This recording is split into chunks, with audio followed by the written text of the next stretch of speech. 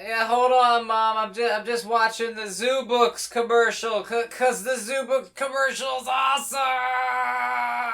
Now your child can visit steamy jungles, grassy plains, and the dark depths of the oceans to meet and learn surprising facts about the magnificent animals that live there, all through the captivating, colorful pages of Zoobooks, the publication especially created for young readers. Each month, Nostalgia.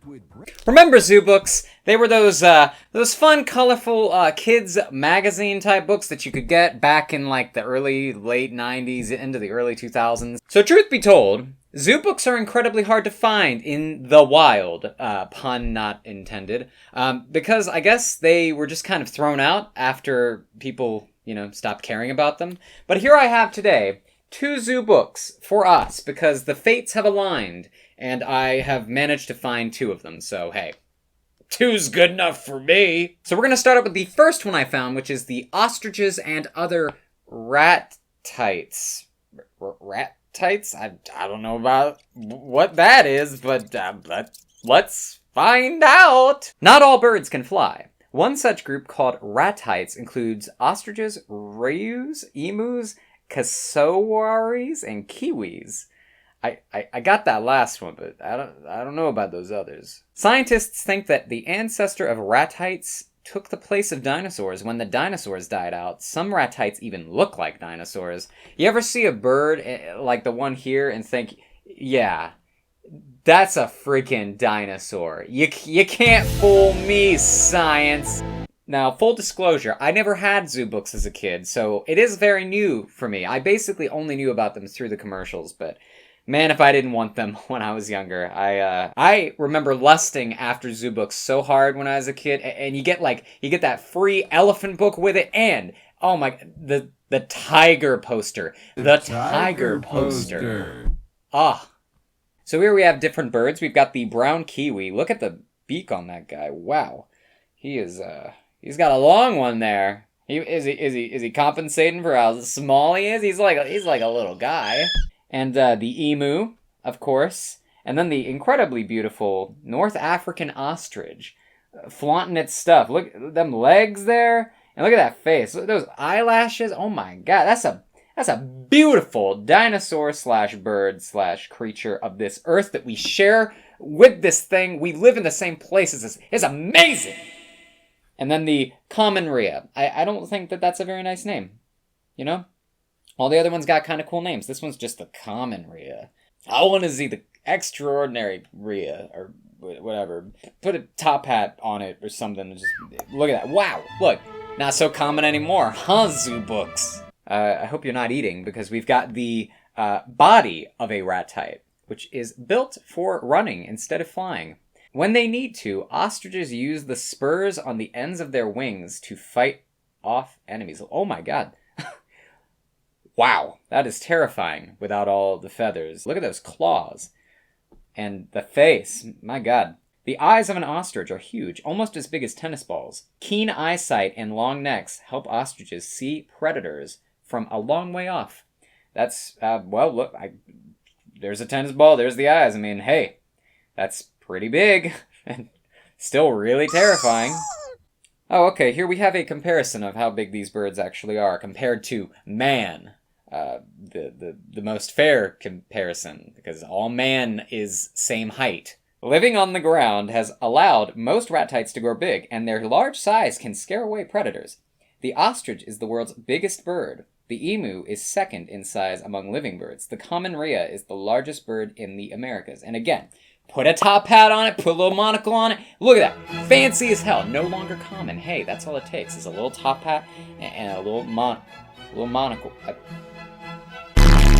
Oh, and see, this is great. For kids especially. You have this beautiful full-page poster, and I guess if you were a kid and didn't care, you would just cut this out if you wanted to. You could have an ostrich poster in your room or whatever. Birds probably started flying as a way to escape from enemies. That sounds about right. A flying bird can quickly move out of reach of a hungry predator, so flight is a powerful tool of survival. Here we don't really have the flight here. We just got this terrifying diatryma, which apparently had sharp talons, a powerful hooked beak, and a head the size of a horse's. Oh my. Okay, that was a horse noise. I didn't really mean to do that, but I did. Can you imagine a bird with the head the size of a horse's head? Okay, we've got some classic 90s kids activities here with the Zoobooks, Ratite activities. Ruffle some feathers with these Ratite activities. Use what you have learned about ostriches and other ratites to complete the fun exercises on these 4 pages. So this is like a highlights magazine kind of thing, if you know those. You learn some stuff and then you fill out like some quizzes or whatever on it and just have fun with it. So we've got lots of activities here on the next page. My eyes are automatically drawn to the try your hand at this one, where somebody's just like, yeah, paint your arm up and then turn it into a duck, and then have the duck like come at you, like actually be aggressive. Oh, whoa, check her out. She is riding an ostrich. That's incredible.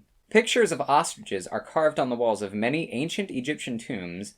These pictures tell stories of Egyptians hunting ostriches along the banks of the Nile River. Can you imagine how much fun it would be to ride a fast ostrich? It would be fun, but also probably equal parts terrifying, and We Read Books does not condone the wanton riding of birds or really any other wildlife. Maybe like ride a horse sometime. I don't know.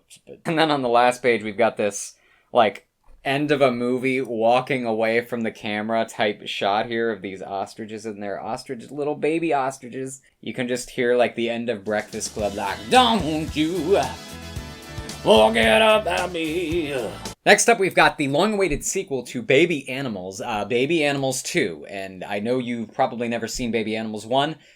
Neither have I, but this is what we've got, so we're gonna just roll with it. Baby animals are magical. They grow and change into adults in fantastic ways.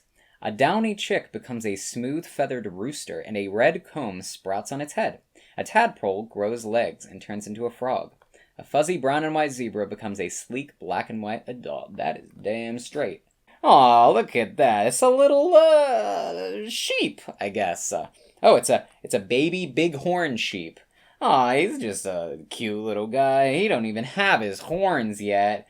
But I think I see him starting to sprout out there, and, he doesn't even need a top hat this time around. He's looking good already. Oh, okay, well, we're getting right into it with, how babies are made, or something like that. Can you imagine if that's how you find out about how children come into this world, is through Zoobooks, for God's sake? I got my talk from my dad, but Jimmy over there, he got his talk from the Baby Animals 2 edition of Zoobooks. Wow, what a treat. The starting point for almost all baby animals is the joining of a cell from the father and a cell from the mother to make a new cell. Spoiler alert if you don't know how children are made. It's gonna... I guess I already spoiled it. Sorry. The new cell is so tiny that you cannot see it except under a microscope, yet it will grow into a baby that is something like the mother and something like the father, but mostly like itself. Aw, that's kind of cute. Zoobooks, you didn't have to do me like that with that wholesome little bit there. There we've got a little baby deer, little baby Bambi inside of its mama's tummy. And then we've got some turtles down there, and the circle of life continues. Beautiful life. Once born or hatched, many baby animals are able to follow their parents right away, though they may still need to be protected. These animals are called precocial. Other baby animals are born naked and helpless, not yet ready to take care of themselves. They are called ultricial. Ooh, cool. And wow, this tree's got a lot of life going on in it. My goodness. So we've got a family of raccoons, a flying squirrel, a regular squirrel, some chickens just like, I guess, suiciding off the side. I hope that they take flight, because if they don't, then that's not going to be great. And of course we've got the fox waiting to eat all of them, because that's what the fox does. I don't know what the fox says, but that's what it does. My God. Don't lead this in, or at least lead this part in where I'm reflecting negatively on making that stupid joke. Okay, bye-bye. Oh boy, we got an elephant here. Oh, cool. And they are stomping off this lion. Look at that. A mother elephant takes very good care of her baby. If a lion comes too near, she trumpets a loud warning sound and then charges at top speed. Sometimes the calf charges right along with her. Look at that little guy. There's a mama polar bear up there. and some birds, I guess, and oh, it's a wolf licking a little wolf guy. Look at his little face. Oh, what a cutie. What is this? Oh, hey, that's cool. I was confused because they sort of inserted the activity book in the middle of a poster here, but let's just take a look at the poster as best we can. These are black-browed albatross chicks, and they're all staring right at us, except for, like, that one over there. What are you looking at, huh? So we've got some Zoobook baby animal activities here for us to look at. So we can color a bunny. That's pretty cool. We can solve baby picture things. Let's see. That's a tiger. So that's going to be a tiger. A doll's fin. I don't know what that is. In the arms of... That's kind of cool. So at the top here they have the birth announcement for a baby animal. So we're supposed to make our own announcement of like one of our favorite animals, I guess. And that's pretty cool. So you can write the name, you can draw a picture of it, you can put some facts up there, and for some reason there's like a puppy dog coming out of a paper bag, and the happy parents. I guess you could just draw yourself, like, but you probably should draw like two tigers or something like that. All babies are born able to do certain things. For instance, snakes will crawl whether or not they ever see anything else crawl. So will human babies. Some babies, especially those that are on their own from birth, are born with everything they need to know in order to behave like other animals of their kind. This inborn sense is called instinct. Ooh, okay. Right after hatching, young ducklings follow the first thing they see moving, and they keep following it for weeks. Usually what they see is their mother, yet ducklings might follow a boy on a tricycle if he turned out to be the first thing they saw. And then they get to call him mommy, and then the boy has to read that Dr. Seuss book, Are you my mommy? And then you know how that goes. There we've got some baby birds who are telling their parents when they are hungry. And it really just looks like they're screaming into the void. When young animals play, they develop muscles and skills for survival. Some young animals play at make-believe hunting or fighting, and they usually have ways of showing that they are pretending and won't really hurt each other. If you ever have watched kittens playing, you have seen this in action. Well, I have watched kittens playing, and it's just about the cutest thing you ever ding see. Oh my goodness. Little did we know they are practicing for the kill, because cats are vicious. I like this. This is me when I threat face.